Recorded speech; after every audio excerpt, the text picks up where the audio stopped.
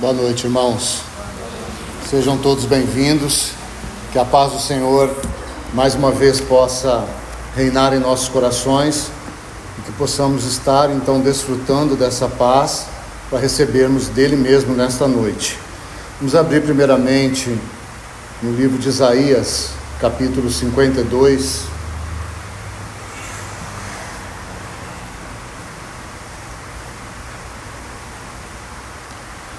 Esse texto, para a maioria de nós, é sabido, foi o texto que o Senhor nos deu há quase 11 anos atrás, quando então nos moveu de onde estávamos para onde estamos hoje, no sentido até mesmo geográfico, mas muito mais espiritual.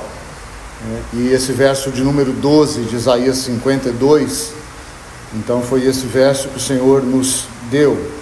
Diz assim: porquanto não saireis apressadamente, nem vos ireis fugindo, porque o Senhor irá adiante de vós, e o Deus de Israel será a vossa retaguarda.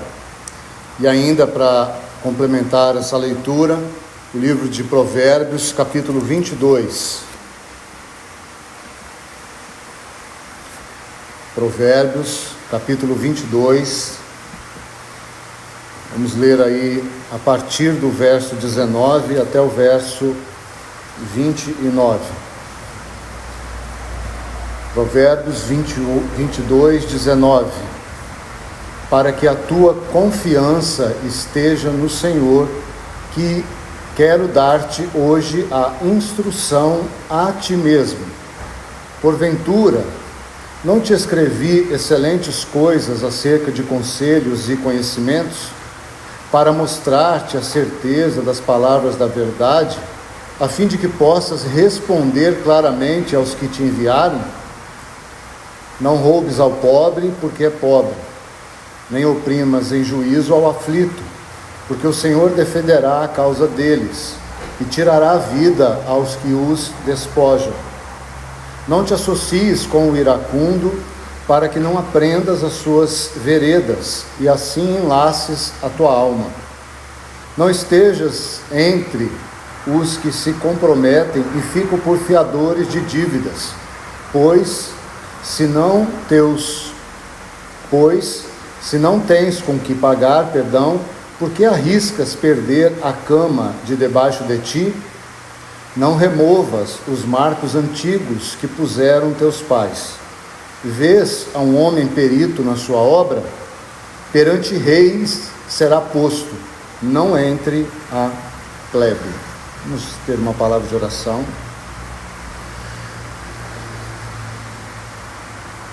Pai amado, nós te bendizemos, Senhor, te louvamos por tua igreja, porque somos a tua igreja, porque fomos ajuntados como a tua igreja, Senhor.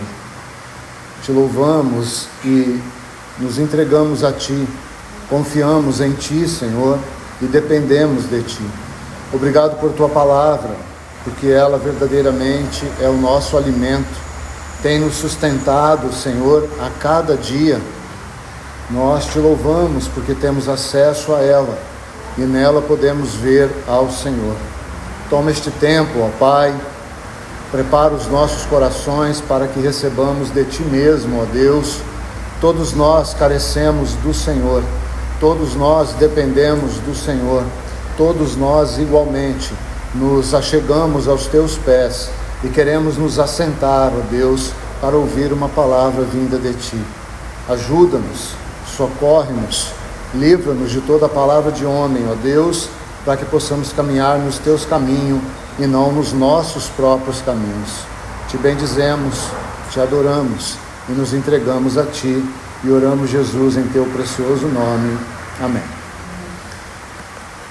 Então, com base em Isaías 52, vamos escolher algumas coisas desse texto de Provérbios. Por que Isaías 52? Porque ele é para nós realmente como um trilho, como uma âncora, como uma bússola, para que nós estejamos aqui trilhando a nossa realidade de igreja e também a realidade individual de cada um. Não precisamos sair apressadamente, nem como que fugitivos, né? Ou seja, nós vamos aprender o tempo do Senhor. Como que se aprende o tempo do Senhor?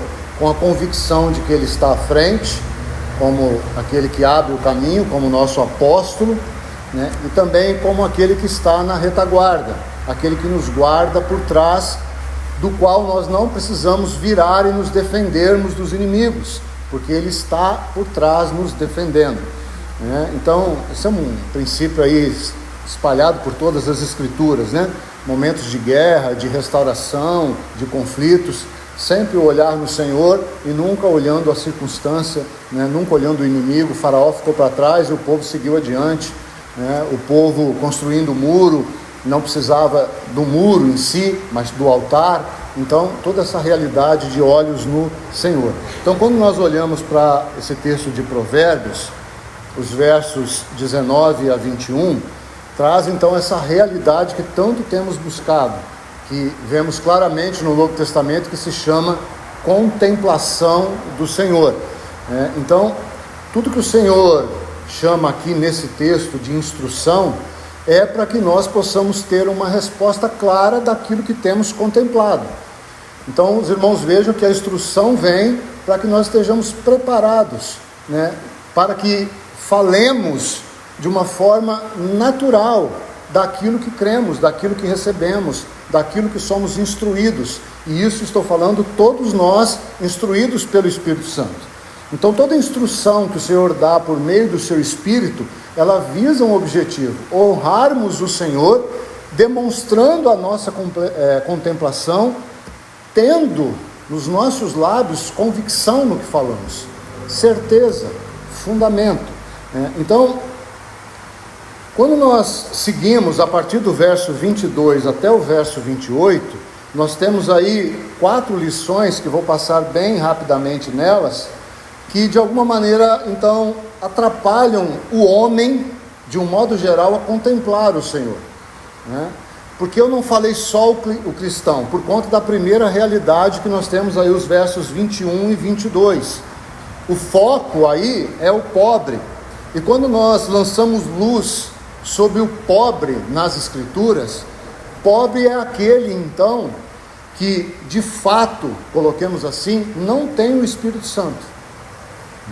Essa seria a maior pobreza do homem, né? Todo homem que não tem o Espírito Santo, ele não tem simplesmente nada. Então, por isso que quando o Senhor vai abrir as bem-aventuranças, Ele vai falar para que nós sejamos pobres. E aí Ele está enfatizando, ali em Mateus capítulo 5, o valor do Espírito Santo. Porque a pior coisa que pode acontecer agora a um filho é ele achar que ele já é rico.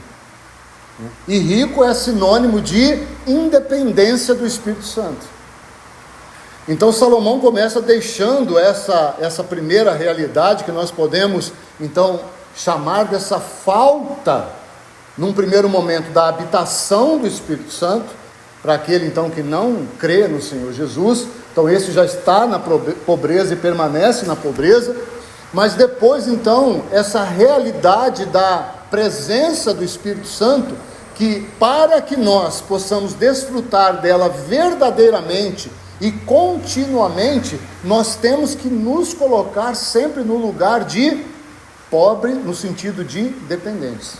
Por isso que quando você vai a Lucas, no mesmo contexto de Mateus 5, você vai ver que logo em seguida a exortação vai para o literal ou para o natural. E o Espírito vai dizer: ai dos ricos que confiam na sua riqueza.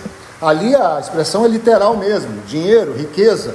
Mas você já pensou se nós transportássemos o texto de Lucas para Mateus e colocássemos assim: ai do cristão que confia na sua santidade? Então esse se acha rico, mas ele deveria sempre se considerar pobre, no sentido de que ele sempre vai precisar de mais do Espírito Santo.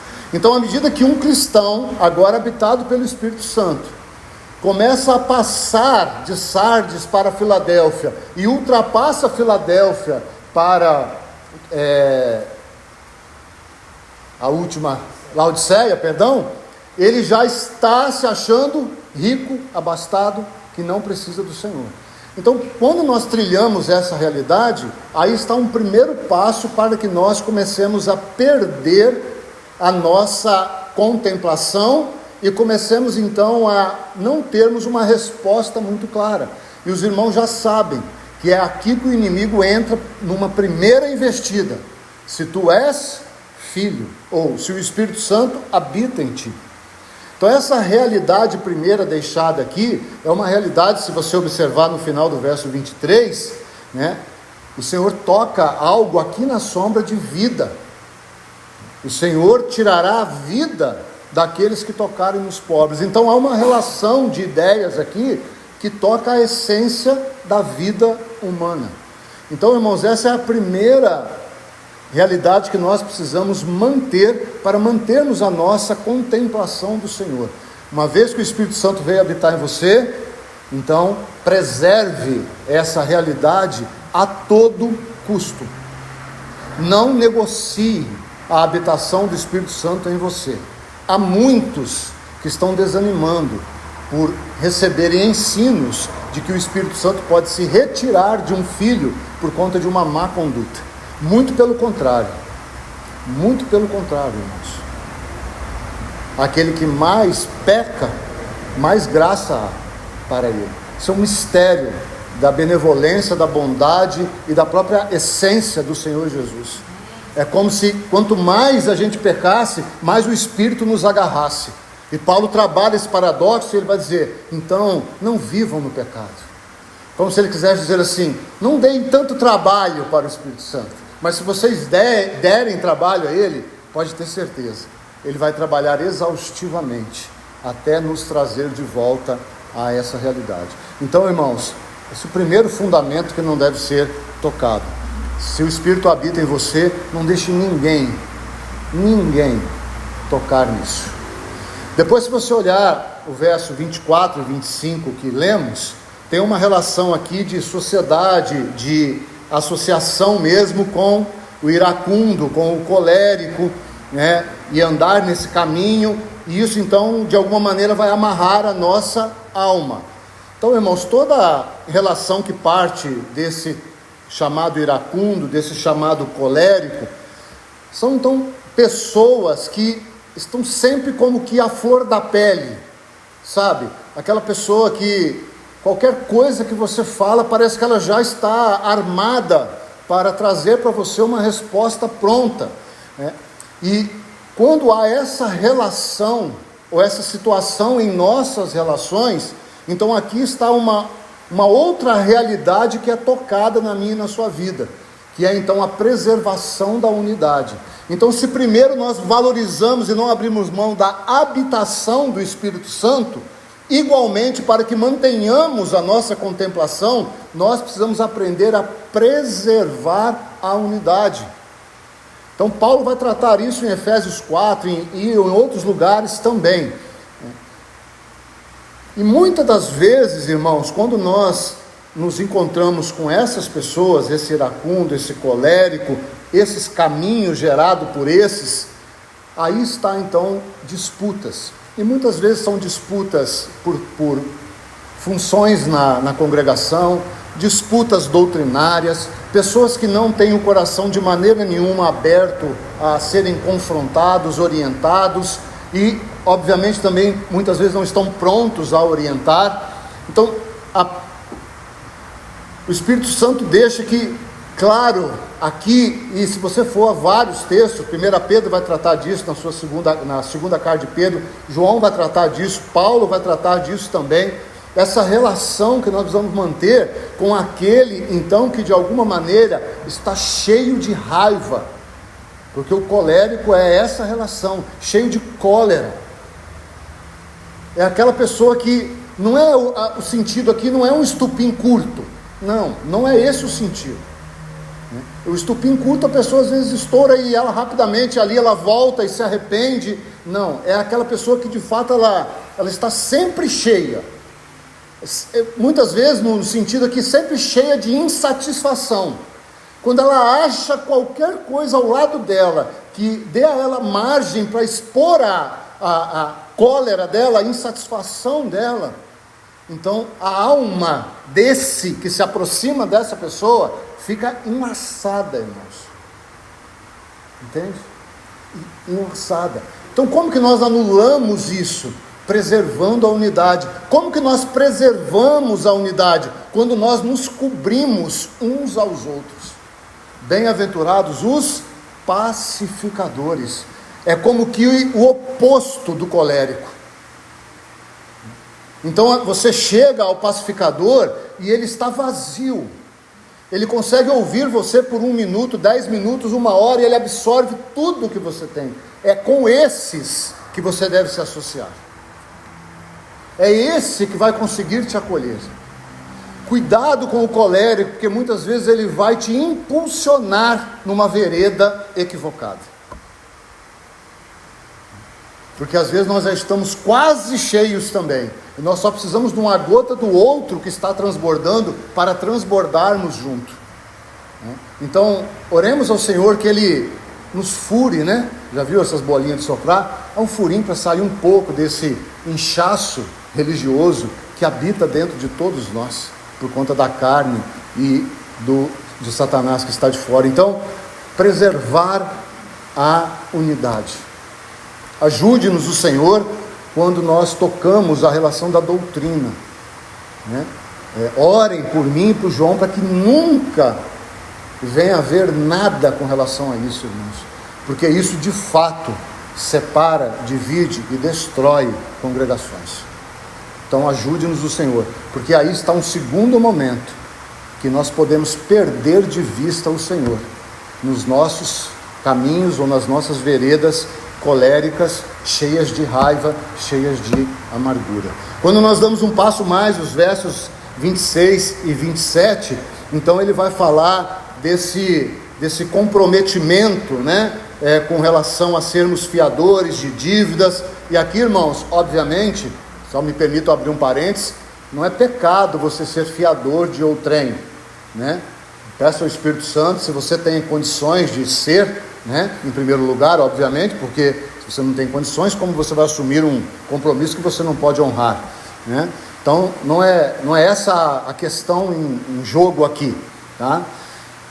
Inclui isso, se você puder não ser, especialmente se essa pessoa do qual você pretende ser fiador não for um irmão em Cristo, melhor que você e eu não nos associemos, né, com essa realidade, tá? A não ser que você tenha uma direção muito clara do Senhor, e isso fica a questão então de cada um. Mas o que o Espírito quer trazer ao nosso coração? Se você observar o verso final, porque arrisca perder a cama de debaixo de ti. Nós sabemos que quando a palavra toca na realidade de cama, ela toca por 2 lados. Um lado, quando nós colocamos a nossa contemplação debaixo da cama, né? Ou fala, nós nos envolvemos com muito lazer, muitos prazeres, muitos deleites. Então essa realidade da cama, então quando nós de alguma maneira nos comprometemos aqui, vamos colocar com aquele que mais quer nos agarrar, que é o mundo, então ele tem esse primeiro lado da cama, né? São muitos prazeres, muitos deleites, e às vezes nós nos associamos, nós nos comprometemos com essas realidades, e se nós agimos assim, nós vamos para o outro lado da cama. A cama fala também de descanso. Então, irmãos, quando nós caminhamos aqui, qual é uma realidade então aqui? As distrações. Então nós precisamos guardar o nosso coração, manter o foco, então a habitação do Espírito Santo, mantendo e preservando a unidade e mantendo o nosso olhar fixo no Senhor, o nosso olhar focado no Senhor. Todos os nossos movimentos devem ser muito, me escutem aqui, lentos. Ore, medite, aguarde, peça ao Senhor que fale. Só se mova quando tiver clareza.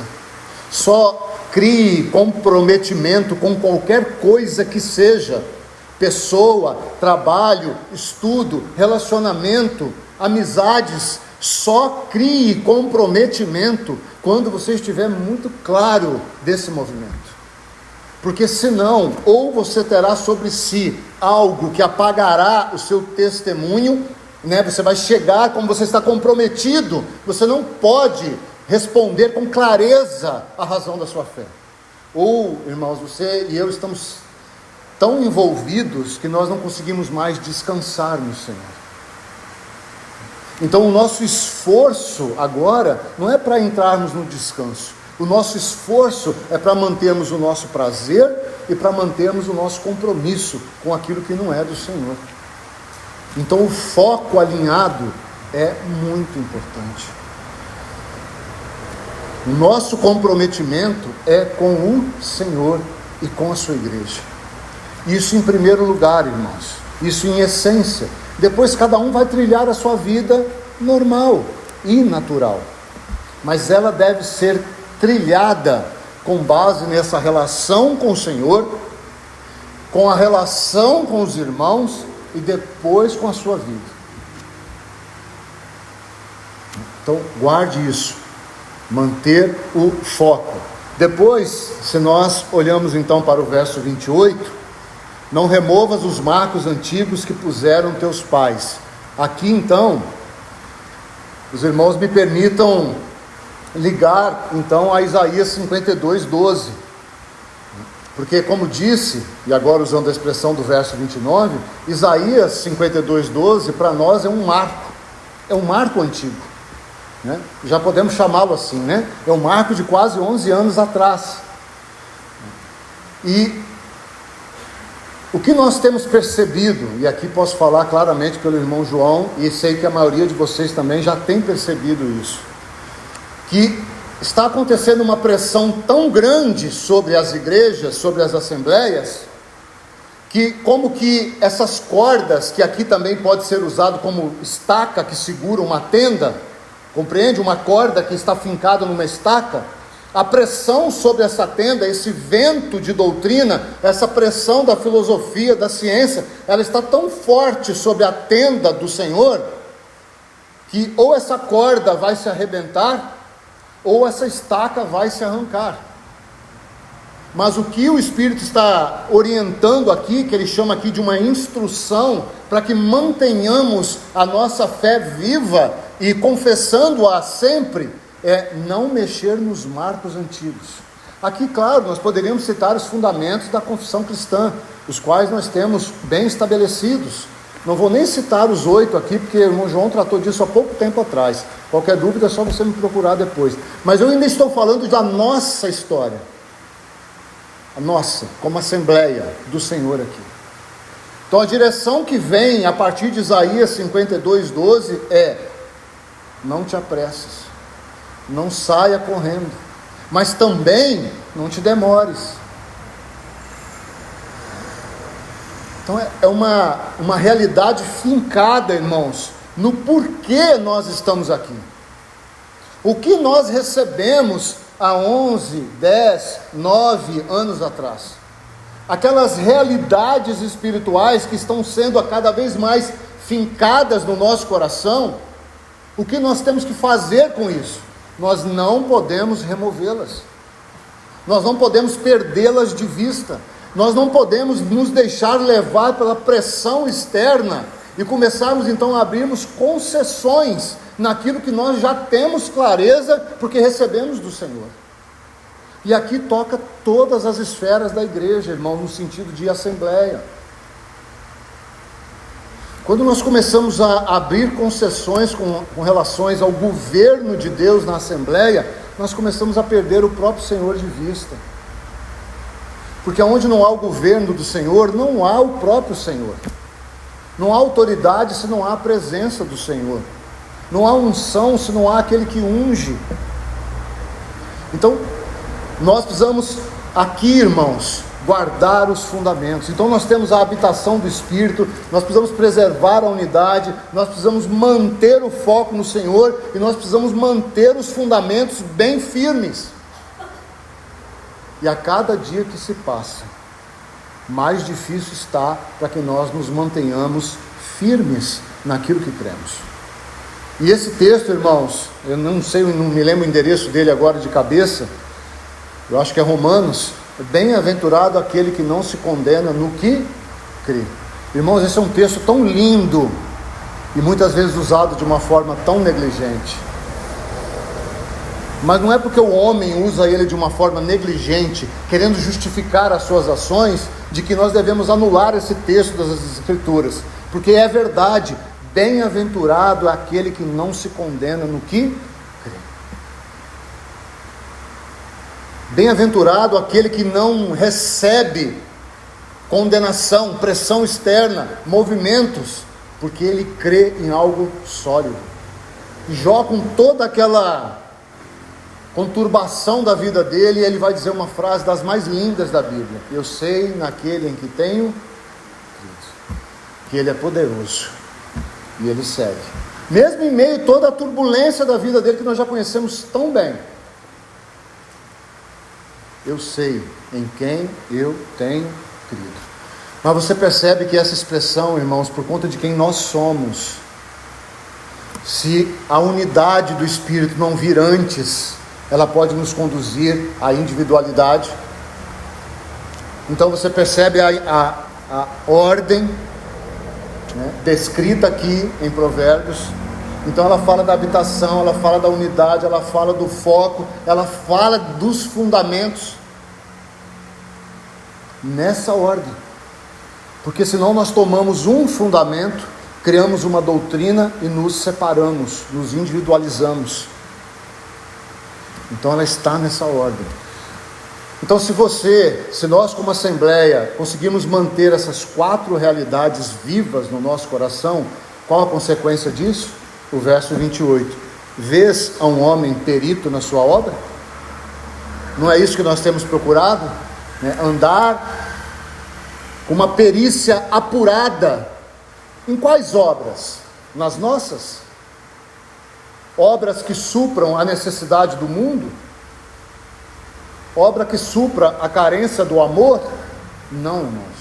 Obras que o Senhor preparou de antemão para que andássemos nela. Aí nós devemos ser perito. Então, se somos perito nessa obra, qual é a realidade final? Perante reis será posto, não entre a plebe. Então, irmãos, está aí um caminho para a preservação da contemplação.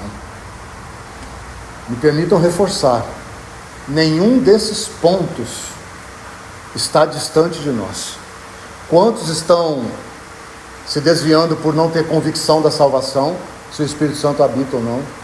Quantos estão gerando divisões por conta de coisas humanas que são secundárias segundo as Escrituras?